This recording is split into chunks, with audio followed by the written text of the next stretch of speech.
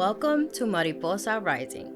I'm Dr. Charissa D Pizarro, an Afro-Latina clinical psychologist, CEO, and nonprofit founder. This is where mental health, culture, and power intersect. We examine how power operates in systems, culture, and within ourselves, and how transformation begins when we reclaim our voice. This is Mariposa Rising, where healing is power. The information shared on this podcast is for educational purposes only, and it is not a substitute for therapy. Welcome back to the podcast. So far we've spoken about trauma, culture, and power, and how silence can take away your power. And silence isn't always something we choose, but something that could be imposed on us or enforced so that we can remain silent, and over time it may become a part of who you are. And also in the long term, silence takes away your power, so you may be relinquishing your power without realizing it, which is why we have to try to break that silence. And as I mentioned before, it doesn't have to be telling everybody you know, it could just be telling one person. And when you don't, which is what we're going to talk about today, then you incur the cost of silence, and that cost can be very high. So keeping things silent after trauma, after witnessing violence, community violence, violence in the home, there could be so many effects. It could be depression, anxiety, PTSD, and constantly being on edge. And I want to talk about and bring attention to those aspects that you feel like maybe are a part of who you are, but they're really not. It's actually you staying silent. But it becomes a part of your personality over time. So in the long term, in a way, it shapes who you are. So research shows that individuals from communities of color have higher rates of mental health disorders. Not necessarily disorders, but less mental wellness. So for example, in Black and Latino populations, PTSD can be as high as 46%. I'll say that again. In Latinx and Black cultures, the rate of PTSD can be as high as 46%. And this is in comparison to the general population, which is about 6%. Also, these communities, our communities, tend to have multiple instances of trauma, so it's something called poly-victimization, where different forms of trauma happen to the same person. And over time, this becomes cumulative trauma, so it's one trauma after everyday life, which may be difficult enough given other factors. So this builds up over time. So I'll give you an analogy of cleaning. If you are sweeping your living room and you sweep everything under the couch, is it clean? So you're probably wondering, Charissa, why are you asking me about cleaning? Well, but you don't get rid of the trash, whether you can see it or not, it's still there. So when you're silent, you can still feel the effects of the trauma and of everything that happened. You just might present a certain way, but that doesn't take away what happened. So this sweeping things under the couch, for example, over time, it turns into, oh, I'm so tired all the time. I'm so exhausted. I'm not sleeping. I can't rest. Or I fall asleep and I can't stay asleep. I feel sad and I don't know why. Because when your voice is silenced, your emotions don't get processed. They don't get processed, so what happens to them? They get stored. Where? In your body, in your mind, in every part of your being. As a psychologist, I see this all the time. People walk into therapy, into my office, saying, I feel so sad and I don't know why. I get so anxious and I don't know why. This is the part of the toll of keeping silent. What actually is happening that the person, the client, has been carrying too much for too long, and sometimes without even the awareness. So for example, a child grows up into an adult. In the home of origin, there was domestic violence. So there were frequent physical fights between the parents. This child will grow up to believe that that is normal. That is how relationships are. And silence doesn't just live in your mind, it lives in your body. So you might be experiencing headaches, jaw tightness, TMJ issues, tension in your shoulders, tightness of the chest, a constant sense of being uneasy or not being able to relax, your body's speaking to you. Sometimes this is how our body communicates, especially when we're not listening to it. So people could get sick more often. High levels of stress, including past trauma, they take a toll on your body. So your immune system, its effectiveness decreases.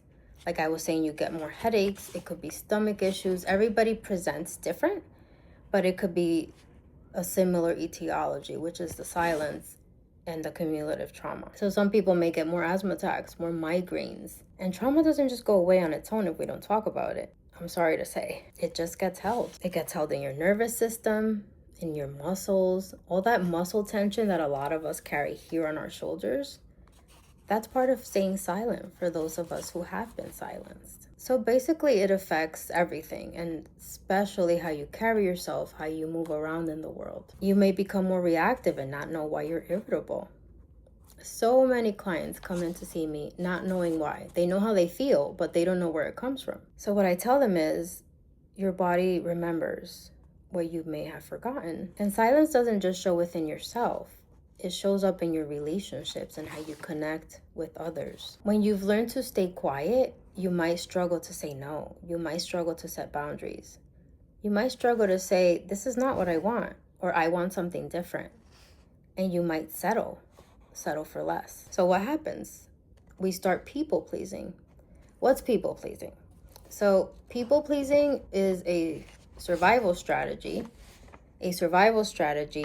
developed in response to a specific trauma or to many traumas, as we were talking about a little bit earlier. So to avoid conflict, to feel safe, the person will say what the other individual wants to hear. And that's part of people pleasing. And this is called, and we're going to get more into trauma in another episode, the specifics of it. But people talk about flight or freeze, like freeze or flight. And historically, if any of us, the human species or any animal, because they have these same responses as well, if they face a threat, whatever that threat may be, they will flight, which means like run away. It could be literally, or it could just be, flight, to leave. Or it could be to freeze, like a deer in headlights when they see a car. But the response I'm talking about with the people pleasing, it's called fawn. It's a fawn response. And after a while, a person loses touch with themselves, and they're not longer clear on what they want because they've been pleasing others for so long. So you overextend yourself, you overgive, you shrink yourself in a way to keep the peace. And from the outside, people might be like, oh, she's so easygoing, or he's so easygoing. Or she's so strong, or he's so strong. Or this is the one that holds it all together. Yep, she can handle anything. But inside, you are exhausted, torn apart, but keeping it to yourself. Because you're showing up for others and not for yourself. You're showing up in relationships, but without fully showing yourself. So people pleasing provides a form of control, a superficial form of control, because you can control, or so you think, you can control that the other person is okay, and you can control your own safety in doing so. But also over time, that creates resentment in a relationship.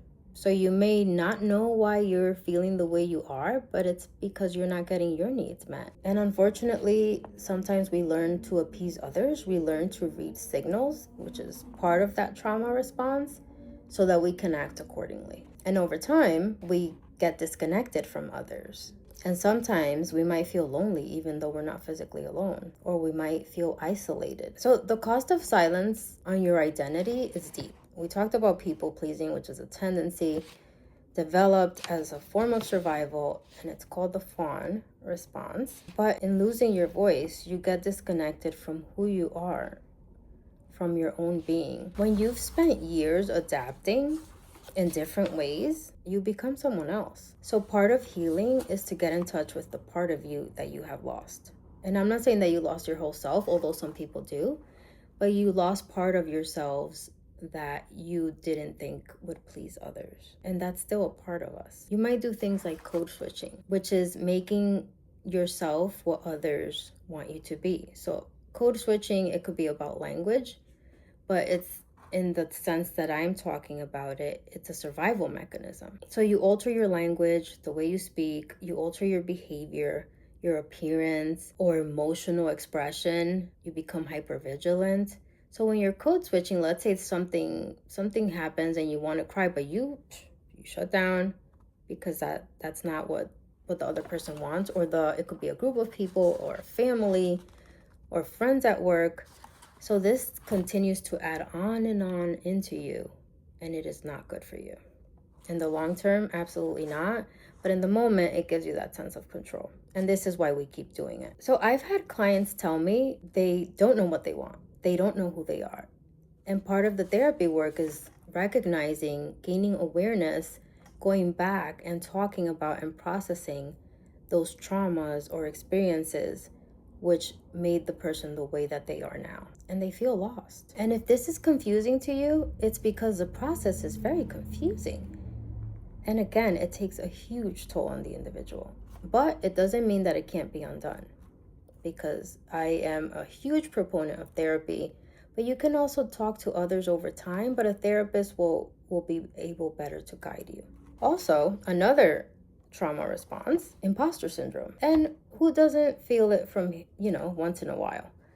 But imposter syndrome, believe it or not, could be for a form of survival. So what is it? What is imposter syndrome? Imposter syndrome is when you believe that you're a fraud or not capable of doing something that there is evidence that you can clearly do. There's evidence to the contrary. So for example, if I said I'm a fraud of a psychologist, although I have all these degrees and years of experience and clients telling me that I'm doing well, that's an example of imposter syndrome. And there's so many others that I come across in my clients every day. But this is because the voice hasn't been ever fully validated. So you could be people pleasing, you could feel imposter syndrome, and so many other things. So even when you succeed, there's a voice inside you that says you don't belong here. You're not good enough. You can't do this. They're gonna find out about you. And that's not lack of confidence. And no, you're not losing your mind. It's the echo of silence. So I want to share, as I try to do, some clinical examples about what silence can present as. And this is an extreme case, but I think it's such a good example. So I work with children, I work with adults, and I work with families. So years ago, I worked with a child. She was about 4 years old in preschool, and she was referred by Child Protective Services. She was referred due to a history of sexual abuse perpetrated by her father. She never said anything, and at 4, she probably didn't know what was happening, but her mom noticed. So this little girl wouldn't smile, she wouldn't speak, she didn't have friends at daycare. She was just completely shut down, not there. And this child carries such a deep sadness, like I could see it when she walked into my office for the first time. And through play therapy and through time, we worked through what was happening, provided support for the mom so she could be able to better support her. And the child began to smile. The child began to speak. Even at 4, she had lived a longer, more traumatic life than many adults. But she needed to process that, even if it wasn't through speech, because at 4, it would be through play therapy and other tools that we have. But this little girl was like a different person. And that is the power of breaking the silence. She didn't have to stay quiet anymore because her dad was, and I hate to say this, he was threatening her if she said anything. But thank goodness the mom noticed. And nobody, not a child, not anybody, not an adult, should ever have to go through something like that. So the truth about silence, once it protected you, but it no longer does. So what do you do with it? At one point it was necessary. It kept you safe. But silence has to be broken. Our voice has to be heard. And sometimes it starts with admitting how you feel, setting one boundary, saying one honest thing to yourself. You don't even have to say it out loud, although that would work better. Small moments that begin to shift your story. Even just writing it down could be so helpful because you'll gain that awareness of yourself. Because healing isn't just about revisiting the past and understanding. It's about changing how you are in the present, how you feel, how you connect with others, how you function, how you take care of yourself. These are all such basic, or what we think are basic things, that we are being denied by staying silent. And every time you choose to speak, you're breaking it. and you're breaking out of that cycle that you've been taught. So you're breaking cycles, you're reclaiming power, you're rising. And before we end for today, I want to leave you with a Mariposa reflection. So get a journal or a notebook or your notes in the phone and answer this question. So take a moment, pause, take a deep breath before you start writing, and write about in what ways has silence protected you? In what ways has it hurt you? What would reclaiming your voice look like for you right now? I would love to hear about what you come up with. Share it in the comments. If this episode resonated with you, share it, like, and I'll see you next time.